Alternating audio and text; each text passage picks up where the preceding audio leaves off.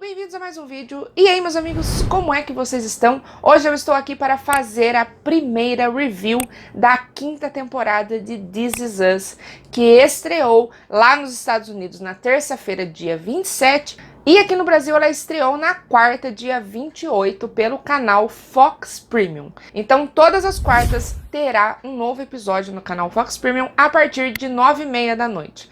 Antes de começar esse vídeo, já vai deixando aquele like, que não custa nada, ajuda a divulgar meu trabalho, dá o likezinho aí. E se você é novo por aqui e é fã de This Is Us, se inscreve nesse humilde canal que teremos as reviews semanais dos episódios.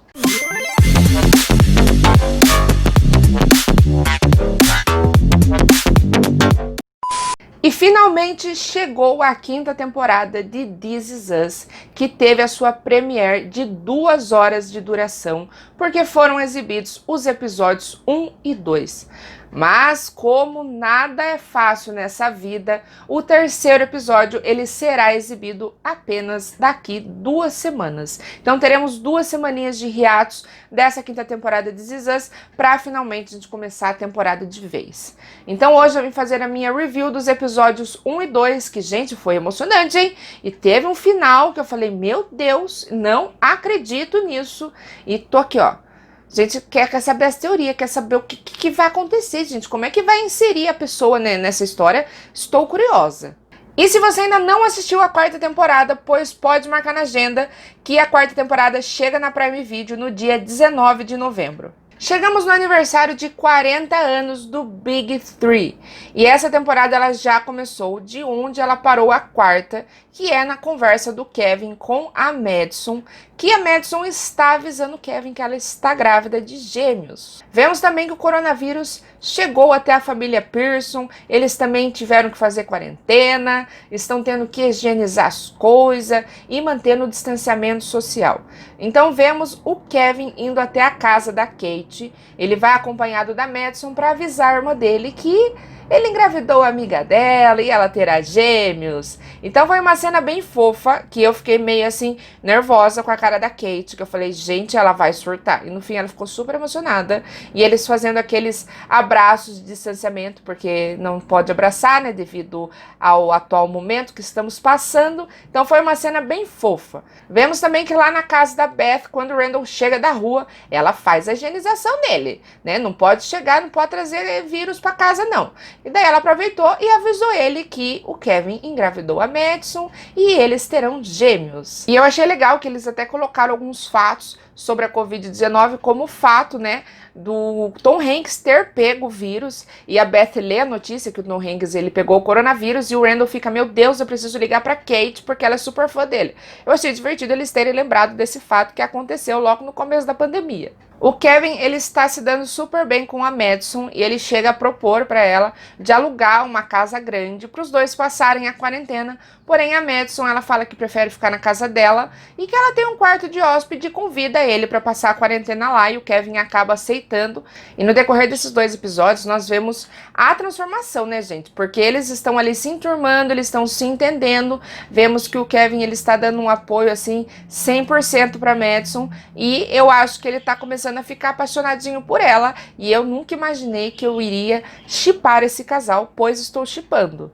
Além de estarem abordando a pandemia da Covid-19, This Is Us também está abordando todos os protestos que tiveram do Vidas Negras Importam, onde em específico nós tivemos o assassinato do George Floyd, que ele foi asfixiado por policiais e as últimas palavras dele foi, eu não consigo respirar. Então nós vemos que o Randall, ele recebe o vídeo do assassinato do George e ele fica chocado com aquilo. Nós vemos que a família dele está super abalada com todos esses protestos, principalmente a Tess, que nós vemos a família do Randall assistindo aos noticiários que está tratando sobre os protestos que estavam acontecendo, e a Tess, ela acaba pedindo para mudar de canal porque está começando a atacar a ansiedade dela.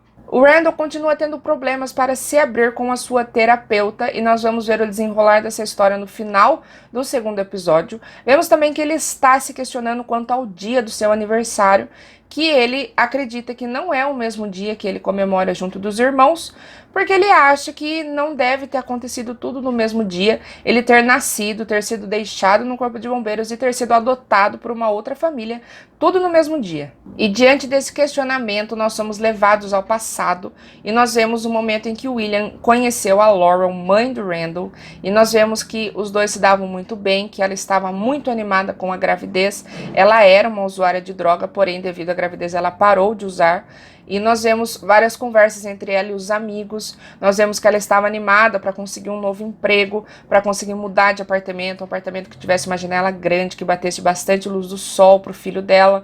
Mas no fim, ela acaba perdendo a vaga para uma outra menina, que segundo ela, essa menina nem precisava do dinheiro, ela nem se importava com isso. E meio que dá para entender assim que devia ser uma menina branca, então eles preferiram escolher uma moça branca do que escolher ela para o cargo de gerência. E daí também temos o momento em que o William fez o parto do bebê, só que devido à dor que a Laurel estava sentindo, ela pediu drogas e o William, ele acabou injetando nela e aparentemente ela morreu devido a isso, e o William, ele se sente muito culpado por ter dado as drogas para ela. Ele queria levar ela para algum hospital, mas ela não quis porque falou que iam fazer muitas perguntas, então ela acaba falecendo após o parto.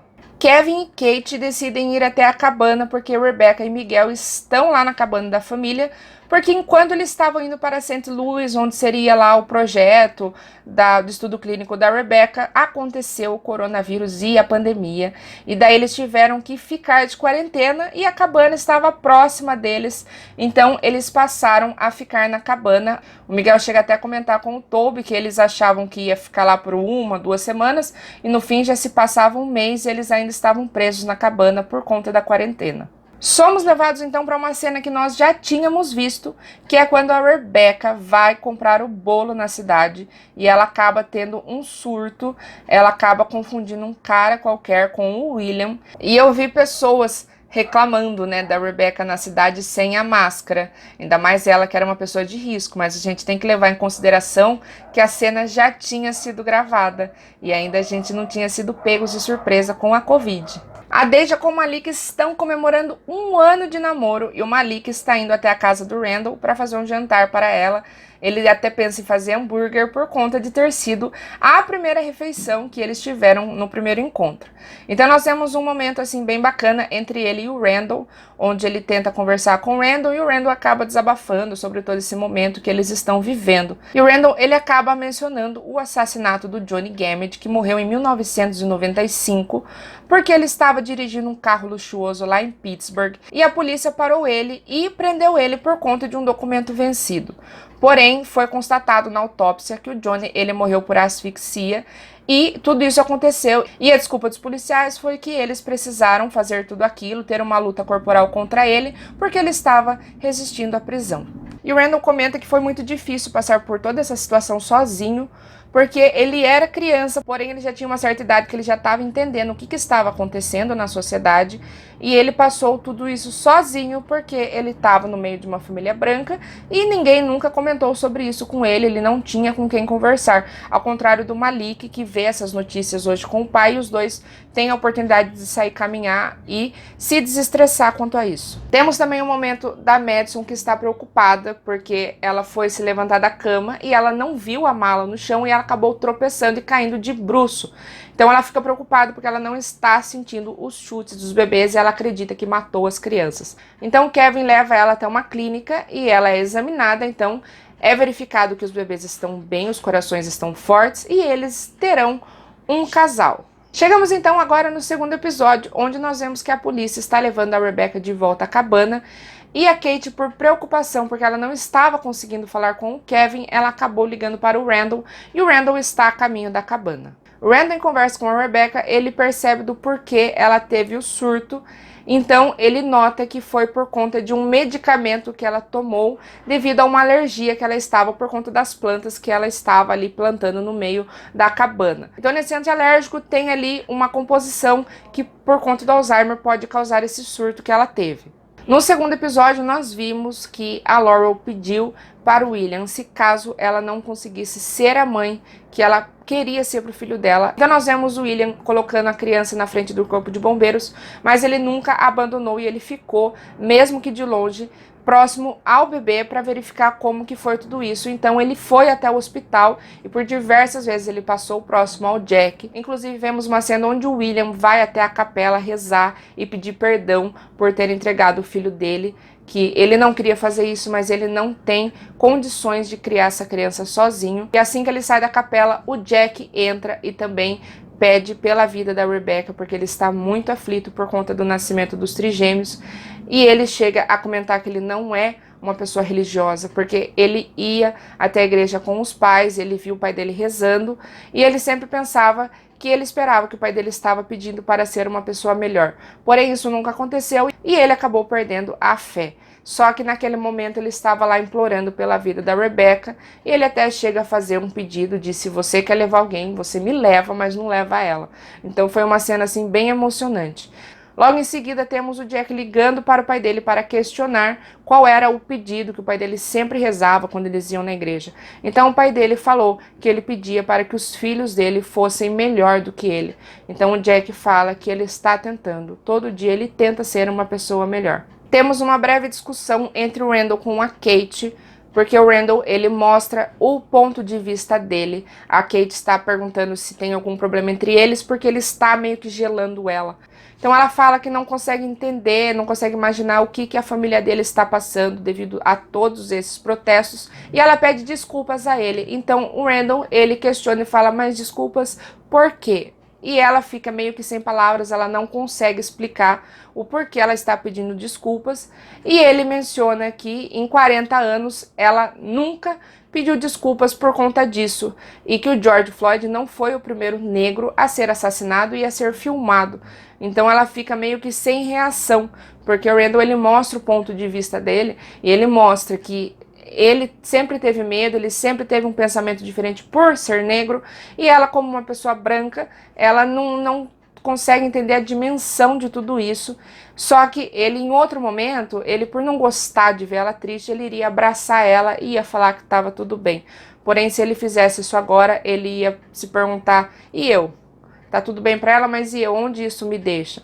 Então, foi um questionamento bem pesado entre os dois. Nós conseguimos entender o ponto de vista de uma pessoa negra e o quanto ele sofre por conta de todo esse racismo que a gente vê. Só que nós, como pessoas brancas, não temos assim o nosso lugar de fala, não temos nem o que falar, porque a gente não sabe o que eles vivem. Antes do Randall ir embora, o Kevin tenta uma aproximação com o irmão, chega até a contar que eles terão um casal, e ele até fala: você é a primeira pessoa para quem eu estou contando que conselhos que você me dá. O Randall até chega a conversar com ele, mas trata ele com uma certa frieza. Os dois estão assim, não estão conseguindo conversar de fato, então nós vemos que essa briga vai durar ainda por muito tempo, até eles conseguirem se reconciliar como era antes. Randall então acaba ligando novamente para a terapeuta dele, e ele tem uma conversa muito franca com ela, onde ele menciona por ele ser uma pessoa negra. Logo no primeiro dia que eles se encontraram, ela falou que ela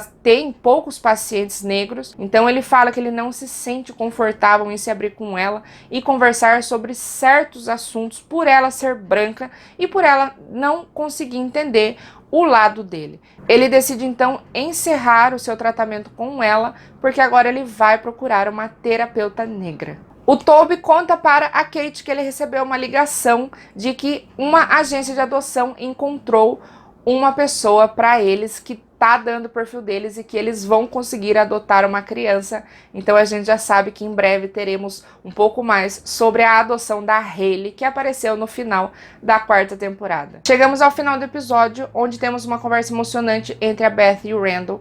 E a Beth, ela menciona que o pai dela, logo antes de morrer, ele mencionou que as tragédias são o que definem as nossas vidas. E ele menciona uma frase: são as cercas nas quais as nossas vidas estão penduradas. E ela levou essa frase para a vida inteira.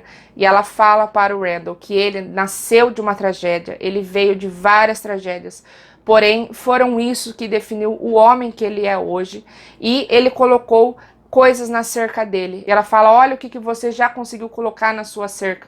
Olhe nessa sala. E nisso é exibido as filhas dele, que ele, por mais que ele tenha tragédia na vida dele, ele conseguiu criar filhas lindas e ele foi conseguindo colocar coisas, pendurando coisas na cerca dele que foram definindo o homem que ele é hoje. E ela fala que apesar de tudo isso, ele continuará lutando e ela estará ao lado dele, lutando junto com ele. Então chegamos à última cena do episódio que eu fiquei chocada e eu juro que eu não esperava isso, que é o momento em que o William sai, porque ele está desesperado, porque ele não sabe o que ele vai fazer com a criança, e nisso os paramédicos ficaram ali sozinhos, até que um deles sente uma pulsação na Laurel, e a cena acaba com a Laurel voltando à vida.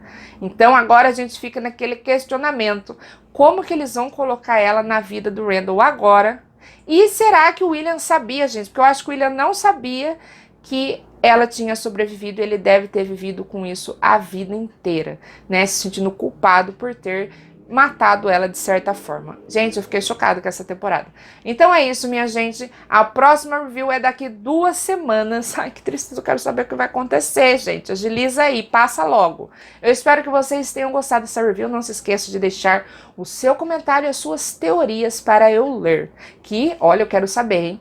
Também não se esqueça de deixar aquele like, que me ajuda muito. Se inscreva aqui no canal se você ainda não é inscrito. E até a próxima.